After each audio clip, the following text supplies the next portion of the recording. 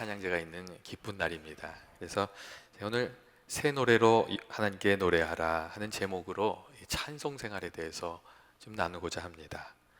교회 여러분, 하나님께서 세상 만물을 지으시고 인간을 창조하신 이유가 어디에 있습니까? 이사야서 43장 21절 말씀을 보시면 우리가 잘 아는 말씀이 있습니다. 이 백성은 내가 나를 위하여 지었나니 나를 찬송하게 하려 함이라 하는 우리가 잘 아는 말씀이 있습니다. 하나님께서 세상 만물을 지으시고 인간을 창조하신 이유는 아름다운 이 만물 속에서 하나님을 찬송하게 하려고 하신 것이다. 이제 그렇게 말씀해주고 있는 겁니다. 하나님께서는 참으로 찬송을 받기에 합당하신 하나님께 찬송을 돌리도록 우리를 지으셨습니다. 그런데 오늘날 많은 사람들이 자신들이 만들어 오는 그 바쁜 세상에서 땅의 것에만 치중해서 살아가느라 하나님의 위대하심을 느낄 기회를 상실하고 살아가는 그런 부분이 있습니다. 집과 일터와 사무실을 오가면서 마치 그 다람쥐 쳇바퀴 돌아가는 듯한 그 삶을 살아가면서 주위를 돌아볼 여유도, 하나님을 생각해 볼 여유도 가지지 못하는 겁니다. 그런데 어느 순간 우리가 만물을 지으신 하나님의 손길을 느끼게 되고 또 우리들의 삶 속에 역사하고 계시는 하나님의 그 은혜를 알게 되고 그 역사하심을 알게 되면 하나님에 대한 마음이 생기고 또 경외하는 마음이 생기고 그런 것들을 우리가 경험하게 됩니다. 위대한 자연 앞에서, 하나님의 섭리 앞에서 우리가 하나님을 느끼게 되는 것이죠. 우리가 잘 아는 찬송 중에 그런 찬송이 있지 않습니까? 주 하나님 지으신 모든 세계 내 마음속에 그리워 볼 때 하늘의 별 울려 펴지는 뇌성 주님의 권능 우주에 찾네. 우리가 이렇게 어느 순간 하나님의 위대하심이 느껴지는 경우가 있고 그럴 때 우리 안에서부터 이렇게 찬송이 흘러나오게 됩니다. 만물을 지으시고 역사를 주관하시는 하나님, 우리의 찬송을 받기에 합당하신 하나님, 그분께 찬송을 드리게 되는 거죠. 요한계시록을 읽어보면 영광 중에 천상의 보좌에 앉으신 하나님께 그 천상에 있는 하늘나라에 있는 많은 사람들이 일어나서 찬송과 경배를 이렇게 하나님께 드리는 모습을 우리가 읽을 수가 있습니다. 하나님의 구속함을 입은 그 은혜로 구원받은 그 모든 사람들이 하나님께 찬송과 경배를 드리는 거예요.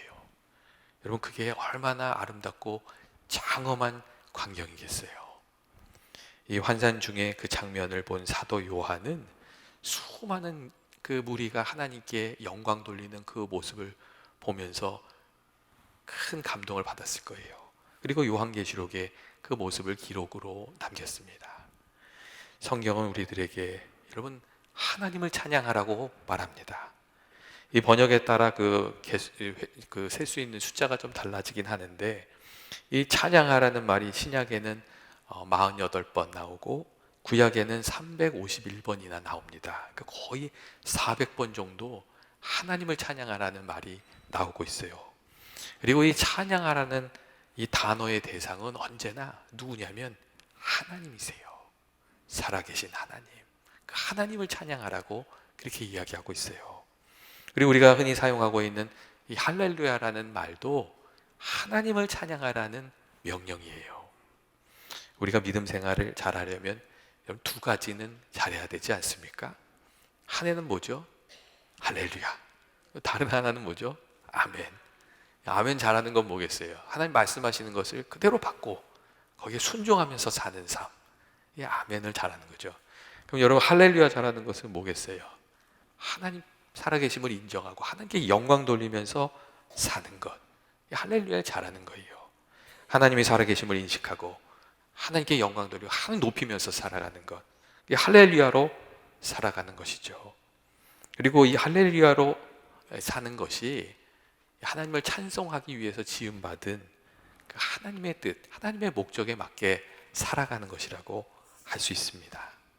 교회 여러분, 할렐루야라는 이 단어에는 우리 인생의 목적이 담겨 있어요. 그러니까 우리가 한평생 살아가면서 늘 하나님을 높이고 하나님께 영광 돌리고 찬송 돌리면서 살다가 하나님을 만나면 얼마나 좋겠어요.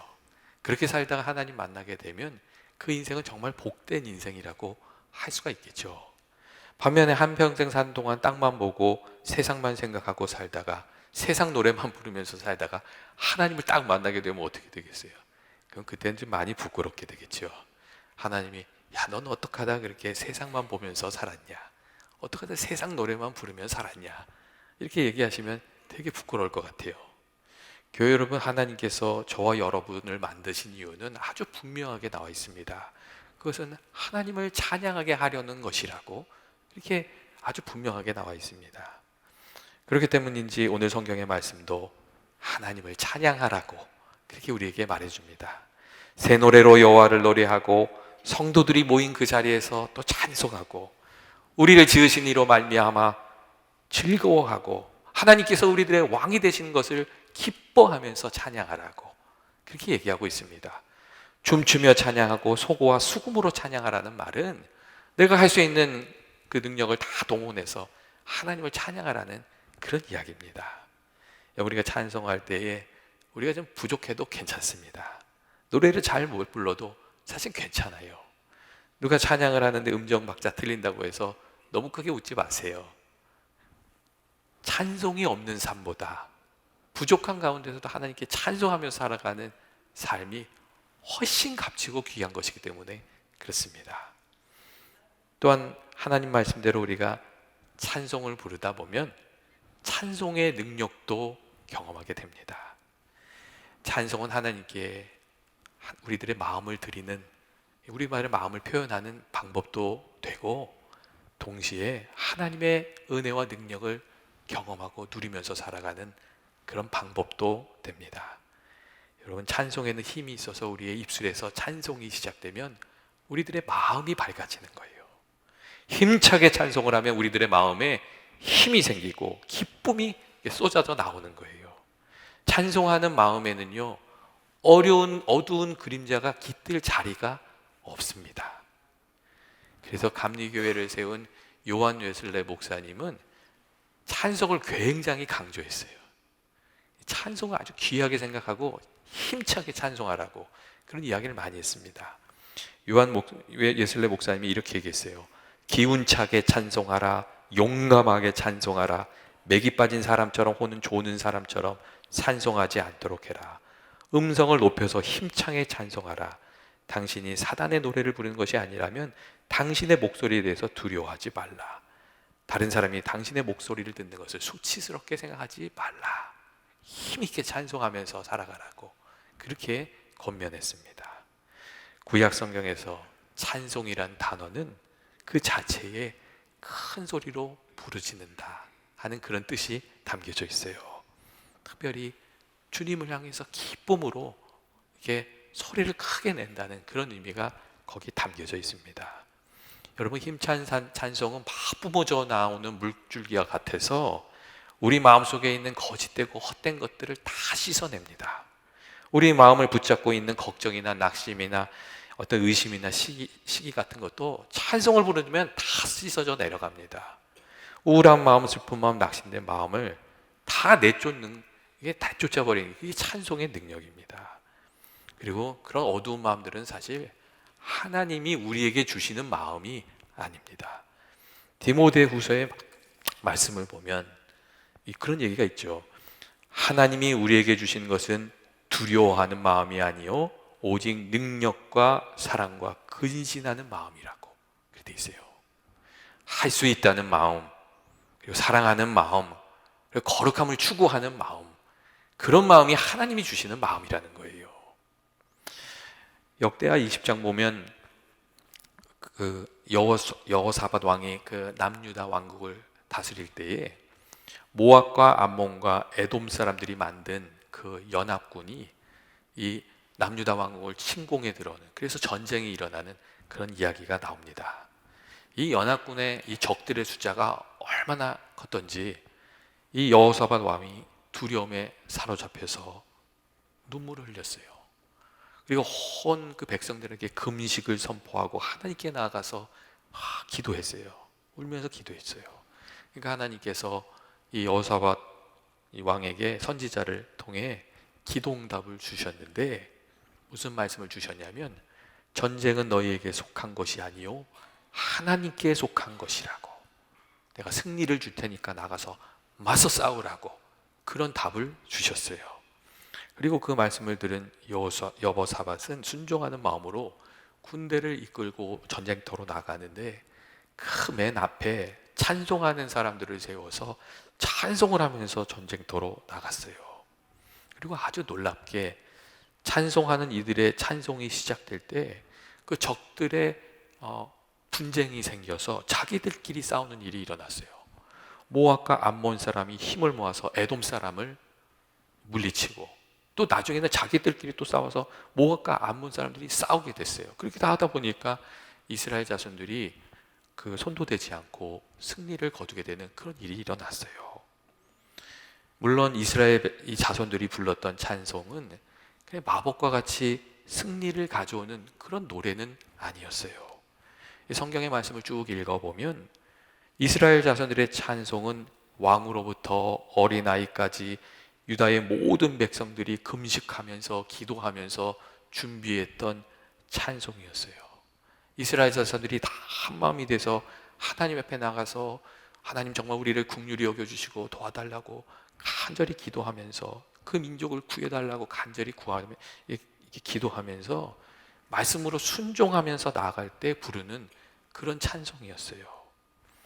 여러분, 하나님께서 승리의 약속을 주셨지만 부족한 군대로 거대한 연합군과 싸우러 나가는 그 마음이 얼마나 답답하고 두려움이 컸겠어요.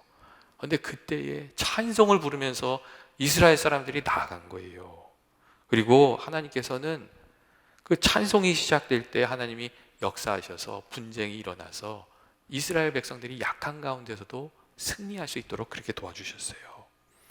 여러분, 찬송을 하면 어두운 마음들이 다 쓸려나가고 우리 마음속에서 믿음이 이렇게 일어나게 됩니다. 그리고 그 믿음에 하나님께서 은혜를 베풀어 주시는 거예요. 반면에 투덜거리고 불평하면 여러분, 믿음이 일어나는 것이 아니라 이 믿음이 사그러들어요. 우리가 선천적으로 약간 투덜거리는 그런 경향들이 있는데 그렇게 하면 믿음이 이렇게 일어나는 것이 아니라 믿음이 사그러듭니다. 그럼에도 불구하고 찬송하면 믿음이 일어나고 찬양이 생활화되면 우리들의 삶에 믿음이 쌓이게 되는 거예요. 형편이 어떠하든 상황이 어떠하든 여기 힘차게 찬양을 부르며 나아가는 이들이 주의 은혜 가운데 살게 됩니다. 여러분, 힘차게 찬송하면서 나아가는 저와 여러분이 되시길 주의 이름으로 축원드립니다. 그리고 또 찬송에는 하나님과 우리를 이렇게 가깝게 만들어주는 그런 힘이 있습니다. 찬송은 하나님께 우리들의 마음을 표현하는 방법이고, 여러분 한번 생각해 보세요. 누군가 마음을 담아서 사랑을 늘 이렇게 노래한다면 그 관계가 어떻게 되겠어요? 멀어질 수가 없지요. 사실 찬송을 하면 그래서 하나님과 가까워질 수밖에 없는 거예요. 그리고 찬송을 하면 하나님의 임재를 경험하게 되는 거죠. 그래서 팀 켈러 목사님은 그런 얘기를 했어요. 찬송은 하나님을 맛보게 하는 수단이다, 그렇게 얘기했어요. 찬송 중에 이 하나님의 은혜를 경험한 사람들이 많이 있어서 그런 이야기를 했던 거예요. 여러분, 실제로 그런 경우 많지 않습니까? 찬송 중에 하나님의 위로도 경험하고 임재도 경험하고 힘도 없고 그런 경우가 많습니다. 시편 22편 3절 말씀을 보면 찬송 중에 거하시는 주여 주는 거룩하시나이다 하는 구절이 있어요. 여러분, 이 말씀은 우리가 찬송을 부르면 거룩하신 하나님께서 우리와 함께 해주신다는 것을 말해주는 그런 말씀이기도 합니다. 하나님과 함께하는 비결이 찬송하는 것이라는 거예요. 여러분, 우리가 찬송할 때 하나님을 만날 수 있도록 우리의 마음이 또 준비가 돼요. 찬송은 말로만 하는 신앙의 고백이 아니라 마음을 드리는 신앙의 고백이기 때문에 그래요. 그래서 이 찬송을 부르다 보면 하나님의 임재를 경험할 수 있도록 우리들의 마음이 준비가 돼요. 여러분, 어수선하고 번잡한 마음으로 어떻게 하나님을 만나겠어요? 그런데 찬송을 부르다 보면 성령님께서 우리들의 마음을 하나님 만날 수 있는 마음으로 바꿔주시는 거예요. 그리고 우리가 찬송을 부를 때 하나님과 가까이 동행하는 삶도 살게 되는 것이죠. 성경을 보면 항상 기뻐하라, 쉬지 말고 기도하라, 범사에 감사하라, 그런 말씀이 있지 않습니까? 많은 이들이 이 말씀을 이렇게 읽으면서 어떻게 항상 기뻐하고 또 쉬지 말고 기도하고 범사에 감사할 수 있느냐고 그런 질문을 합니다. 그런데 그 비결이 여러분 찬송에 있어요. 우리가 늘 찬송을 부르면서 기뻐할 수 있고, 또 우리가 찬송을 부르면서 쉬지 않고 기도할 수 있고, 또 찬송을 부르면서 범사에 감사하는 삶을 살 수 있습니다. 이 찬송을 부르면서 하나님을 가까이 하면서 살아가는 것이죠. 교회 여러분, 우리들의 삶 속에 여러분 찬송이 있습니까? 우리 삶 속에 찬송이 있어야 돼요. 세상 노래가 가득하면 세상과 가까워져요. 물론 세상 노래 중에도 우리들의 마음에 감동을 주는 좋은 가사의 그런 노래들이 많이 있어요. 그런데 이 세상 노래에 없는 것이 있는데 하나님이 거기에 없는 거예요. 그래서 우리가 세상 노래만 듣고 그것을 흥얼거리면서 살게 되면 우리가 하나님으로부터 멀어지고 영적인 삶이 제대로 되지가 않습니다. 특별히 이 가사가 어둡고 그런 해로운 내용을 담고 있는 노래를 흥얼거리면서 살게 되면 그 마음이 어두워지고 하나님을 가까이 하면서 살기가 어렵습니다. 그렇기 때문에 저는 저와 여러분의 삶 속에 이 하나님을 찬양하는 찬송이 꼭 있게 되기를 바랍니다. 그리고 그래서 하나님 주시는 기쁨도 누리고 평강도 누리고 우리가 그렇게 살아가는 거죠. 마지막으로 찬송은 공동체를 세우고 든든하게 해주는 능력이 있습니다. 믿음의 성도들이 함께 찬송할 때 그 가운데 감동이 있고 성령의 역사가 있고 그 은혜가 있고 그렇습니다. 함께 찬송하는 가운데 공동체가 든든히 세워지고 그 안에 또 회복의 역사도 나타납니다. 그래서 골로새서 2장 16절 보면 공동체 안에 시와 찬송과 신령한 노래를 부르며 마음에 감사함으로 찬양하라는 그런 말씀이 있어요. 찬양할 때는 감사를 담아서 하라, 그런 말씀이 있어요. 여러분, 성도들이 함께 찬송할 때 그 찬송은 함께 믿음을 고백하는 행동이 됩니다. 그리고 찬송을 함께 부른다는 것은 우리가 그리스도 안에서 하나 되었다는 것을, 우리들의 정체성을 또 함께 확인하는 그런 일도 됩니다. 여러분, 학교마다 교가가 있지 않습니까? 졸업한 지 오래돼도 교가를 부르다 보면 내가 어느 학교 나왔는지 누구인지를 알게 되잖아요. 우리가 함께 찬송하는 중에 우리가 누구인지를 다시금 생각하게 되는 것이죠. 그리고 한 마음이 되는 거예요. 오래된 영화지만 그 사운드 오브 뮤직 보면 노래가 얼마나 이게 힘이 있는지 알잖아요. 그 마리아가 그 폰트랩 대령의 가정에 들어갔는데 어머니를 일찍 이렇게 잃은 아이들이 문을 열지 않아요. 근데 마리아가 노래 그 수업을 하면서 아이들의 마음이 하나씩 열리는 거예요. 그리고 나중에 정말 한 마음이 되지요. 여러분, 찬송도 마찬가지입니다. 우리가 찬송하는 중에 함께 하나님을 향한 믿음을 고백하고 우리들의 마음을 나누고 그 가운데 은혜를 함께 경험하고 그리고 주님의 이 몸된 하나의 지체로 든든히 서게 되는 줄로 믿습니다. 우리가 예수님 때문에 한 팀이 됐다는 것을 우리 느끼는 거죠. 예전에 목사님 한 분이 그 6.25 때 공산당원들한테 잡혀가지고 감옥에 갇히셨대요. 근데 그때 이야기를 하시는데 그런 얘기를 하시더라고요. 예수 믿는다고 잡혀가지고 언제 죽을지 모르는 그런 상황이 된 거예요. 그런데 한밤중에, 아주 깜깜한 밤중에 누군가 조용히 찬송을 부르더래요. 찬송 소리가 흐르기 시작하는데 그 감옥에 있는 사람들이 하나씩 그거를 따라 부르는 거예요. 그리고 어느 순간 그 감옥이 찬송으로 가득하게 되었어요. 공산주의자들한테 잡혀서 언제 죽을지 모르는 그 정말 두렵고 너무 힘든 시간이었는데 그 감옥이 찬송으로 가득하게 되더래요. 그러면서 이 두려움이 다 떠나고 내가 홀로 있는 것이 아니라 여기에 성도들이 같이 있고 또 하나님이 함께 하시는구나, 그것을 느낄 수 있었다고 이제 그렇게 간증을 하셨어요. 그 귀한 은혜 가운데 정말 기적적으로 감옥을 탈출할 수 있었다. 그런 이야기를 하셨어요. 여러분, 우리가 찬송을 함께 부를 때 호흡이 하나 되고 음성이 조화를 이루고 마음이 또 하나 되고 서로의 목소리가 위로가 되고 격려가 됩니다.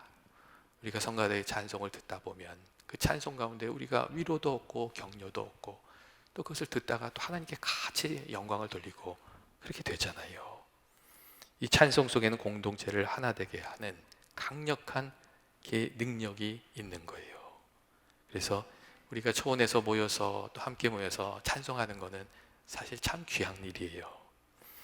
종교개혁자 마틴 루터도 이 찬송이 얼마나 중요한지를 잘 알았던 사람이었어요. 그래서 이 찬송을 뭐라고 얘기했냐면 모든 절망과 분열을 무너뜨리는 영적 무기라고 이야기를 했어요. 그리고 이 마틴 루터가 교회를 이렇게 새롭게 하기 위해서 많은 일을 했는데 그 중에 하나가 회중 찬송을 회복한 거였어요. 예배 드릴 때 성가대만 찬송하는 것이 아니라 그 사제들만, 예배를 인도하는 사제들만 이게 찬송하는 것이 아니라 모든 교인들이 함께 찬송하도록 하는 거. 그 회중 찬송을 마틴 루터가 회복시켰어요. 함께 찬송하는 중에 하나님의 은혜 가운데 들어가서 하나님의 은혜를 누리게 되기 때문에 그걸 아주 강조했습니다. 그래서 친히 찬송가를 또 막 쓰고 찬송가를 보급하고 그런 일을 마틴 루터가 했습니다. 여러분, 찬양과 기도가 충만한 교회에 하나님의 능력이 있고 또 어두운 악한 세력이 깃들지를 못합니다. 교회가 성령으로 충만하게 되려면 여러분 무엇이 가득해야 됩니까? 말씀으로 충만해야 하고 기도가 충만해야 하고 영적 잔치집과 같이 찬송이 충만한 교회가 되어야 되는 줄로 믿습니다. 말씀과 기도가 찬송이 충만한 교회가 또 능력 있게 쓰임받는 그런 교회가 됩니다. 여러분, 찬양은 하나님께서 가장 기뻐하시는 일이며 우리의 사명이고 또 우리가 믿음 생활 잘하도록 하나님께서 주신 아주 강력한 무기입니다. 이것은 육신의 무기가 아니라 영적인 무기예요. 영적 전쟁을 이길 수 있도록 하나님께서 주신 귀한 무기예요. 여러분, 그런데 우리가 이 무기를 잘 써야 되지 않습니까? 자주 써야 되지 않습니까? 그런데 우리가 좀 찬송이 멀어져서 살아가는 것은 아닌가, 그런 생각이 들 때가 있습니다. 찬미하면서 감난산을 오르셨던 예수님처럼 기쁠 때나 슬플 때나 병들 때나 또 사업에 실패할 때나 우리가 늘 쉬지 않고 찬송하며 예수님 생각하고 예수님을 따르는 저와 여러분이 되시기를 원합니다. 오늘 히브리서의 말씀을 보면 그렇게 돼 있죠. 그러므로 우리는 예수로 말미암아 항상 찬송의 제사를 하나님께 드리자. 이는 그 이름을 증거하는 입술의 열매니라. 돼 있어요. 우리가 예수님의 은혜를 받은 사람이라면, 우리 그리스도께 속한 사람이라면 항상 하나님께 찬송을 드려야 하지 않느냐고 오늘 말씀이 그렇게 얘기하고 있어요. 그것이 믿는 자의 증거라고, 믿음의 증거라고 그런 이야기를 해주고 있습니다. 우리들의 삶 속에 이렇게 찬송이 흐르게 되면 우리를 힘들게 하는 어둠의 권세가 다 떠나가는 줄로 믿습니다. 저와 여러분의 삶에 찬송이 풍성해서 은혜가 풍성한 그런 하루하루가 되고 은혜가 있기를 주님의 이름으로 축원드립니다. 같이 기도하시겠습니다.